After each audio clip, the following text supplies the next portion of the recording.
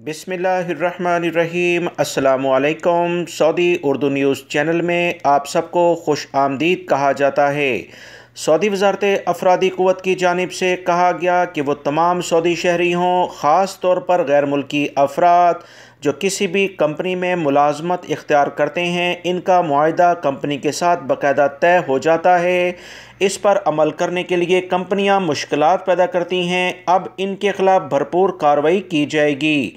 वो गैर मुल्की अफराद जिन्हें इनकी असल मुलाजमत की जगह से, जैसे आपका कॉन्ट्रैक्ट हुआ था, आप किसी सिटी में काम करते हैं, दमाम में, रियाद में या किसी भी सिटी में आप काम करते थे, वहाँ से आपको कंपनी इसी कॉन्ट्रैक्ट के दौरान किसी और जगह पर भेजती है, तो ज़्यादा से ज़्यादा वो किसी भी मुलाजिम को उसकी रज़ामंदी के साथ 1 महीने के लिए भेज सकती है, वरना वो मुआहदे की खिलाफ वर्जी करेगी। 1 महीने से ज़्यादा किसी भी मुलाजिम को उसकी असल जगह जहाँ पर कॉन्ट्रैक्ट हुआ था वहाँ से हटाना मुआहदे की खुली खिलाफ वर्जी कहलाएगा।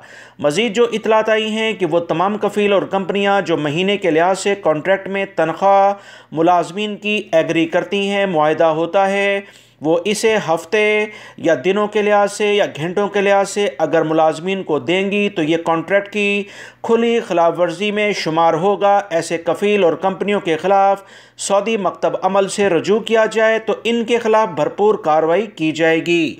याद रखें, सऊदी अरब में लेबर लॉ के कवानीन बहुत वाज़िया हैं। आर्टिकल 58 और 59 में ये दोनों बातें वाज़िया तौर पर बताई गई हैं जो सऊदी लेबर लॉ इस वक्त नाफिजुल अमल है।